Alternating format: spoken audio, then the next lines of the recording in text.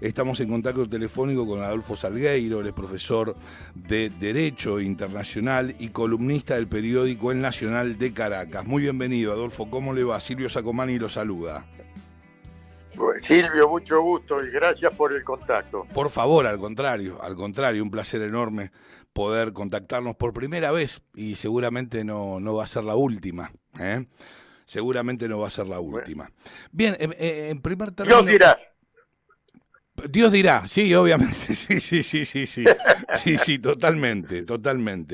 Bueno, le decía que en primer lugar me gustaría abordar un tema que es muy positivo, ya que los Estados Unidos está destruyendo lo que queda de su vasto arsenal de armas químicas, y me gustaría que nos dé su reflexión al respecto. Bueno, efectivamente, perdón, Sí, cómo no. efectivamente esa es una buena noticia, porque no es solamente porque ellos sean buenos y tengan ganas de hacer el bien, sino que hay un tratado internacional que vincula a los países más importantes que se comprometieron a ese objetivo, que es el de eliminar las armas químicas. Aparentemente, uno nunca sabe porque todos estos tratados se hacen verdad si existe comprobación, Claro. si hay verificación. Y ¿Esta verificación de quién verificación depende? Discúlpeme, ¿de quién depende esta verificación? de Naciones Unidas, esta de Naciones Unidas, o por ejemplo la otra por ejemplo cuando hacen la reducción del arsenal atómico, depende de la Organización Internacional de la Energía Atómica, que es parte de Naciones Unidas y cuyo jefe máximo es un argentino. Exacto. Sí, no recuerdo el nombre en este momento, pero sí, es tal cual. Exactamente. Es más, ha visitado Ucrania en un par de oportunidades. Exacto. Sí. Estuvo en la central de Zaporilla cuando el peor momento, de manera que sí demostró coraje. Ahora bien, esta buena noticia que nos da Estados Unidos en relación a destruir su arsenal de armas químicas, ¿está aconteciendo o se replica en otros países? No lo sé, no lo sé. Solamente vi la noticia y me puse a averiguar un poco. No sé si en otros países lo hacen. Ahora, fíjese que los Estados Unidos, que están cumpliendo con este compromiso, lo están haciendo algo que no está tan bonito, como es suministrar a Ucrania, que acaban de anunciar, bombas racimo. Sí, exactamente. Y la bomba racimo, para que los radioescuchas se enteren, es una bomba que cuando va a caer explota en muchísimos pedazos, como si fueran pelotas, cada una de las cuales a su vez tiene subpedazos, y Sí. por lo tanto la capacidad de destrucción es muy grande. Por esa razón, las bombas racimo están prohibidas por una convención internacional, pero fíjese usted, hay varios países,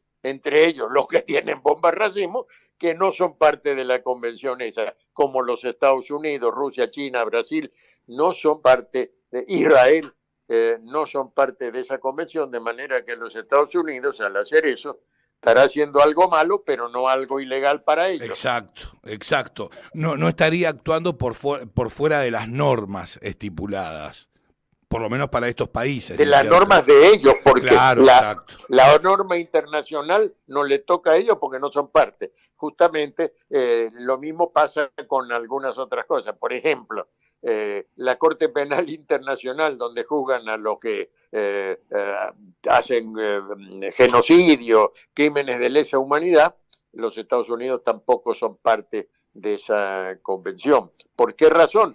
Porque si lo son, tienen el miedo de que a sus soldados, cuando van por distintas partes del mundo, lo vayan a terminar acusando en la Corte Penal Internacional. Entonces, no son parte. Seguro. Ahora, la ciudadanía, la opinión pública, ¿qué sostiene a raíz o cómo se manifiesta? ¿Cuál es el impacto de la ayuda de los Estados Unidos, armamentística fundamentalmente, para con Ucrania en defensa de la invasión rusa y del ataque ruso por parte de Vladimir Putin? Bueno, usted me pregunta, la primera parte de su pregunta es ¿cuál es la opinión internacional? Yo, para explicarle cuál es la opinión internacional, le voy a contar una anécdota que me pasó hace 15 días en una bomba de gasolina, en una estación de servicio, como dicen en la Argentina. Estaba yo echando gasolina y enfrente mío estaba echando gasolina otro carro. La gasolina aquí desde la guerra en Rusia ha aumentado, ha aumentado 50%. Entonces el señor decía, qué barbaridad, ¿cómo está de cara la gasolina? Y yo le dije, señor, ¿usted no se enteró que hay una guerra entre Rusia y Ucrania que afecta a la gasolina? Y el señor me dijo, sí, me enteré, lo que no sé, no entiendo es por qué yo tengo que pagarla. Entonces, ese cuento verídico revela una gran parte de la opinión pública nacional en los Estados Unidos. La gente está de acuerdo que Ucrania es la víctima, que Putin es malo, que hay que ayudarlo, pero cada vez que se vota una partida de ayuda que ha sido muy grande, hay una cierta sentimiento encontrado en que estamos haciendo lo que hay que hacer, pero estamos pagando por una guerra en la que no tenemos nada que ver. Dicen ellos, sí tienen algo que ver, porque el día que Putin se salga con la suya, al día siguiente va con Polonia, va con la República Checa, exactamente como ocurrió antes de la Segunda Guerra Mundial. Bueno, Pero, así Putin se encontraría en un grave problema porque, por ejemplo, si ataca a Polonia, estaría precisamente irrumpiendo en torno a la cuestión bélica en lo que tiene que ver con uno de los países que conforman la OTAN. Sí, ahí está la cosa. Justamente el punto central en este momento y que pareciera que está a punto de cruzarse la raya roja es que Rusia no ha atacado el territorio de ningún país de la OTAN y los países de la OTAN no han atacado a Rusia. Sin embargo, Ucrania con los equipos provistos por los países de la OTAN han hecho ya incursiones en Rusia. Y es por eso justamente que el señor Zelensky está solicitando con mucha insistencia que le provean de aviones F-16 y los americanos se están pensándolo 4 veces porque si con un avión F-16 atacan a Rusia se arma el gran lío como ocurrió en la Segunda Guerra Mundial. Por eso es que aquí lo que hay es una confrontación entre Rusia y la OTAN siendo Occidente. Y justamente en estos días, si usted se fijó, Ucrania está insistiendo mucho en la necesidad de ingresar a la OTAN. No creo que le vayan a permitir porque eso sería incompatible con la situación bélica con Rusia. No, seguro, y además por una cuestión de tiempos también, por lo que determina precisamente, digamos, el acuerdo constitutivo en su momento, la Carta Magna, podríamos decir, de la OTAN, en relación a que no pueden ingresar países, en primer término, que estén atravesando una guerra, y en otro término por el tema de los plazos. Bueno, claro, Ucrania está insistiendo en que se atienda su aplicación, su solicitud de ingreso. Sin embargo, fíjese que Finlandia pidió, la aceptaron Ya Bueno, está. yo le iba a Y plantear el Suecia, tema de Finlandia, pero ahí tenemos una gran diferencia versus Ucrania, que es un país, más allá de que haya ingresado a la OTAN y lo hayan permitido a través de su carta constitutiva, tenemos que Finlandia no está en guerra. no está en guerra, pero la parte oriental de Finlandia fue parte de Rusia hasta la Segunda Guerra Mundial y es vecino, tiene como 1000 y pico de De kilómetros de kilómetros frontera frontera con Rusia. de frontera con Rusia. Mira, eso depende de cuántas ganas tengan de que haya un miembro más. Además, Finlandia no sé qué capacidad militar tenga, pero bueno, fíjate, un país de esos que está dando bastante que hablar y no muy bien y que es parte de la OTAN es Turquía. Ujú, ujú, es real. Y es Turquía y que tiene misiles americanos en su territorio que no están apuntando precisamente a París, sino a Moscú. Claro, exactamente. Bueno, en su momento, Erdogan, presidente de Turquía, trató de oficiar de algún modo de moderador y a su vez bueno, un jefe de Estado que quería precisamente intervenir entre ambos países para alcanzar un estadio distinto al que se está viviendo ahora, ¿no es cierto? Hacer alcanzar un acuerdo entre Rusia y Ucrania para que de una buena vez por todas esta guerra finalice, pero no lo logró. Usted tiene toda la razón en eso. Sin embargo, hay un detalle que no ha tenido en cuenta. ¿En qué momento Erdogan estaba haciendo eso? Estaba haciendo eso cuando la campaña para las elecciones presidenciales, las que fueron hace 2 meses Exacto, y sí. que él las ganó. Qué buen dato De ese, manera ¿eh? que, Es el dato. claro, de manera que su deseo de convertirse en un gran componedor internacional no se puede decir que es malo, es bueno, es una gran cosa y ojalá hubiera tenido éxito. Claro. Pero sabiendo uno cómo es la política, coincide con eso de la misma manera como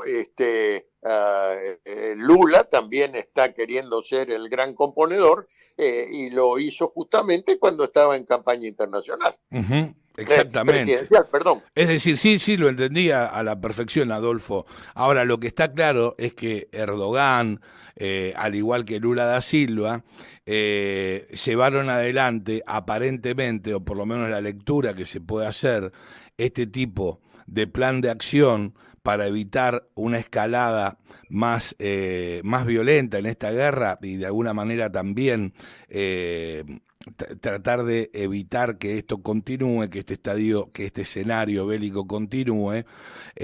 Bueno, tuvo relación directa, como bien comentaba usted, Adolfo, en relación a que se venían las elecciones y para el electorado era de algún modo estaba muy bien visto, obviamente, como para el resto del mundo, pero aquí no se sabe muy bien si la finalidad principal era que mediar o componer entre Rusia y Ucrania para que finalice la guerra, o si no para ganar votos, ¿no es cierto?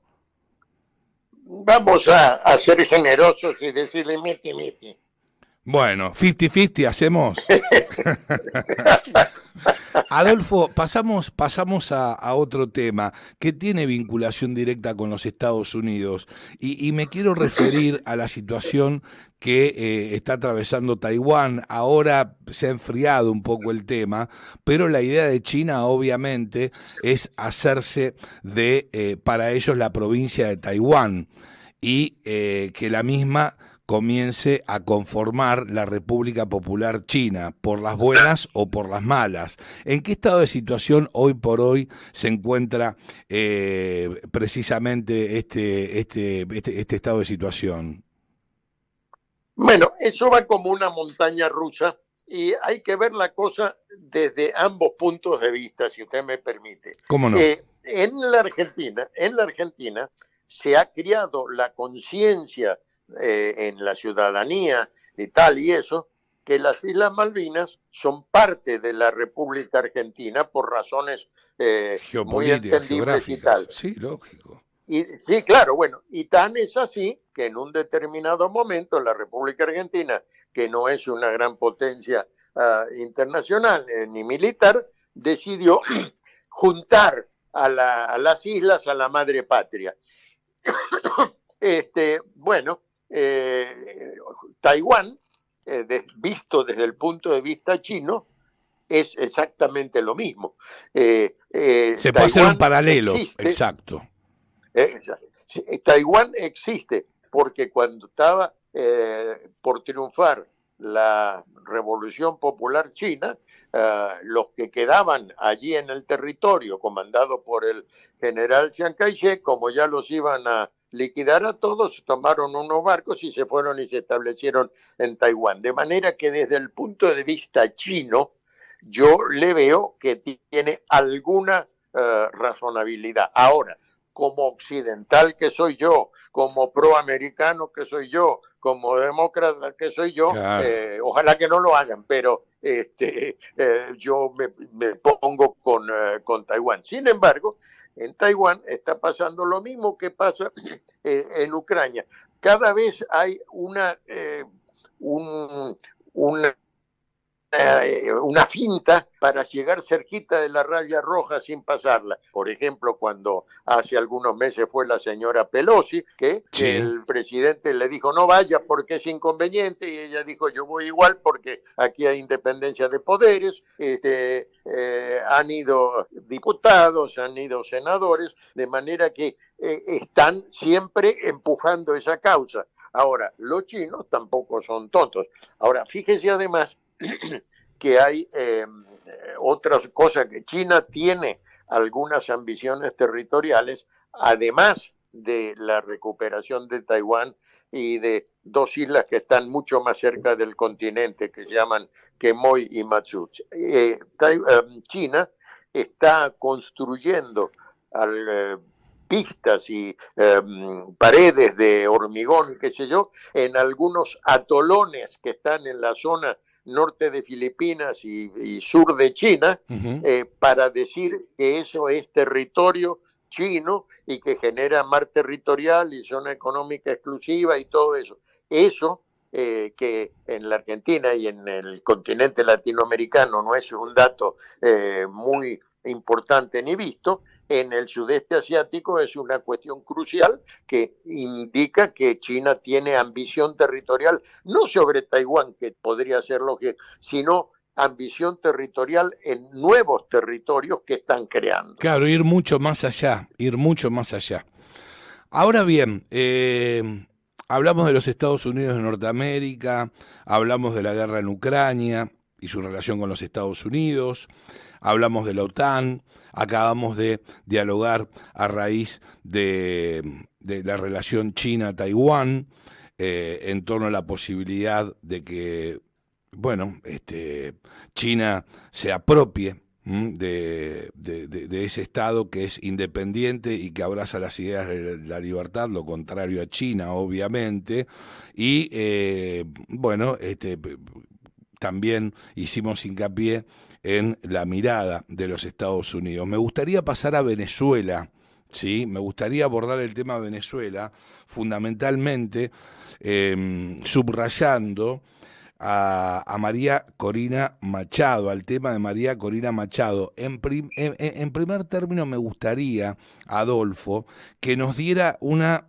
radiografía, una fotografía acerca de María Corina Machado. ¿Quién es María Corina Machado? Bueno, María Corina Machado yo la conozco bien personalmente, he tenido bastante contacto con ella, es una muchacha, además de muy bella, tiene como 52, 53 años, es ingeniero civil o mecánico, y todo eso es además hija del rico más rico de Venezuela, y su familia, la familia rica más rica de Venezuela, lo cual que son los Machado Zuluaga. El papá de ella era Enrique Machado Zuluaga, propietario de empresas de acero, líneas de aviación, etcétera. Eso no es que sea, no lo digo ni como activo ni como pasivo. Usted me preguntó quién es y yo Sí. le digo quién es. Ella es una activista, tiene un coraje tremendo, no sé si ustedes han visto las fotografías, ella tiene prohibido salir del país, las líneas aéreas tienen prohibido venderle pasajes para que vaya a hacer su campaña, ella va en auto, escondida y tal, y cuando llega a los lugares del país se sube en una moto y cuando convoca llena las ciudades, eso ahora. Ahora, ¿por qué? Porque en este momento están por haber unas elecciones primarias de la oposición y ella va punteando el ranking. De manera que es una persona que es probable que pueda ser nominada como candidata de la oposición en un proceso de primarias que va a tener lugar el 22 de octubre.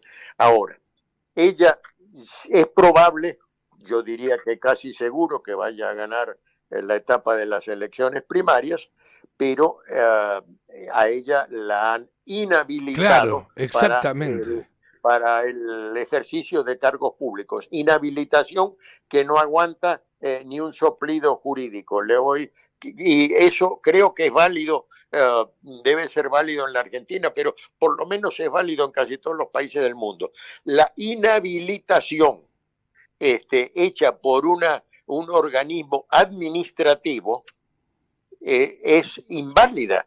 La inhabilitación es una pena accesoria cuando hay una condena penal firme. Firme, Esta niña no exactamente. tiene ninguna condena penal y mucho menos firme, de modo que no puede haber como accesorio algo que es accesorio a algo que no existe. Ahora, María Corina Machado fue inhabilitada para ejercer cargos públicos, como bien dice Adolfo, durante 15 años y le No, adjudican, señor.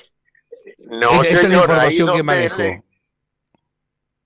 justamente, por ahí es donde le están queriendo ahora. Ella fue inhabilitada por un año. Bueno, Y claro, ahora, como necesitan, y el año ya pasó, porque el año empezó hace como 10 años y terminó hace 9. Ahora le están diciendo eso, que le sacaron ahora porque cuando ella fue diputada, hace 10 años, dice que no presentó bien su declaración patrimonial, que es una obligación de todos los legisladores, creo que en la Argentina también, y los empleados sí, públicos presentar. Entonces, ahora, la Contraloría General de la República, manejada naturalmente por un arrodillado de la dictadura, le dicta esto para que no pueda ni ahora ni después. Sin embargo, ni se le notificó a ella y solamente se llegó a saber esto porque un individuo hizo un recurso para preguntar en qué estado estaba María Corina y le dijeron que estaba inhabilitada por 15 años. De manera pues que si ella gana la elección primaria como quien va de segundo, que es el señor Enrique Capriles, que fue ya candidato a la sí, presidencia de la exacto. República y perdió con Maduro, que dicen que no perdió. Bueno, si cualquiera de ellos dos llegara a ser el candidato de la oposición y ganara, no podría asumir es decir, en primer lugar, no podría postularse, porque para postularse tiene que ser aprobado por la justicia electoral, que se llama en Venezuela el Consejo Nacional Electoral, que es un poder del Estado separado, igual como el Ejecutivo, el Judicial y el Sí, Legislativo. pero está cooptado por Entonces, Maduro de todas maneras. naturalmente, todos están comprados. Entonces, ella tendría que postularse. Y para postularse, le miran en la computadora. En la computadora sale ahí, yo vi las planillas, sale asterisco 8. Asterisco 8 significa que no se puede postular. Entonces, ganó la elección primaria y no se podrá postular. Ahora, ¿el gobierno se va a salir con eso o no? Pues, fíjese, eso ha causado una indignación internacional Fenomenal, de mayúscula características que monumentales. Sí, en sí, el mayúscula. plazo ¿Usted no vio el video de la calle Pou el otro día Por supuesto, en la reunión del Mercosur. Sí, ahí, bueno, la calle Pou es la calle Pou, es Uruguay, que es un país lejano, pequeño y tal, con un gran demócrata, pero ahí se pronunció el Departamento de Estado, Biden, las Naciones Unidas, la Unión Europea, todos los países de Europa Occidental, y todo eso en el plazo de 48, 72 horas se consiguieron esas declaraciones. Ahora, ¿cuál es la apuesta de Maduro? Yo tengo que hacer cualquier cosa para que no haya elecciones, porque si hay elecciones y son limpias, competitivas y verificables, a mí me sacan. Y si a mí me sacan, un señor como ese no tiene muchos lugares donde ir que no sea Cuba y Nicaragua y Rusia. Sí, seguro que obviamente lo van a cirar políticamente, como aconteció con también el dictadorzuelo y a su vez farsante y además corrupto de Rafael Correa, pues si no terminaba preso en Ecuador. Sí, pero Rafael Correa tiene su esposa que es ciudadana belga, claro, y entonces fue a pasar su asilo a Bélgica, que no es tan malo como ir a pasar un asilo a Nicaragua, ¿no les parece? No, por supuesto. Ahora, para cerrar, Adolfo, y le agradezco infinitamente este contacto, la verdad que ha sido muy claro, vertiendo aquí sus consideraciones en torno a los temas que hemos abordado. Digo, el futuro de Corina Machado, ¿sí? ¿De quién depende? El futuro político. Digo, ¿hay posibilidades ciertas y serias de que finalmente no pueda participar en las elecciones? Bueno, ahí se desarrolla un juego geopolítico. Usted sabe que Venezuela es objeto de muy serias sanciones internacionales. Por supuesto. Fundamentalmente, las sanciones internacionales que le pueda poner Guatemala o el Vaticano no importan mucho, pero las que ponga Estados Unidos sí importan mucho porque tienen al país, no ahora, siempre estuvo mal, pero ahora peor por las sanciones. Entonces, ¿cuál es el juego? El juego es, yo te voy a levantar las sanciones si tú permites una elección limpia, competitiva y verificable. ¿Y cuál es la respuesta de Maduro? Yo voy a hacer la respuesta, levántenme las sanciones y cuando las levanten yo voy a hacer una elección limpia y verificable. O sea que este es claro. un diálogo de sordos. Dios mío. Entonces, la pregunta suya es, ¿de quién depende? Depende del Altísimo. Pura y exclusivamente. Pura y exclusivamente. Es terrible que sea, es terrible que el desenlace de un país dependa solamente de Dios, porque fíjese, ayer fue el día de la independencia de Venezuela, ¿sí? Que es el día que hacen los ascensos en las fuerzas militares y también hacen los retiros. Entre los que retiraron ayer, retiraron a todos los que cumplían 30 años de servicio, menos al ministro de la Defensa, que tiene 7 u 8 años de ministro de la Defensa y que es el principal pilar que apoya a Maduro. Y bueno, cierto es que con declaraciones y con todo eso es más difícil sacar a un tirano que si los militares se ponen nerviosos. Adolfo, le agradezco muchísimo, ha sido muy amable por acompañarnos, muy amable. Muchas gracias y le envío un fuerte abrazo. Igualmente, fuerte abrazo, hasta luego. Sí. Bien, lo acabas de escuchar a Adolfo Sareiro, profesor de Derecho Internacional y columnista del periódico El Nacional de Caracas.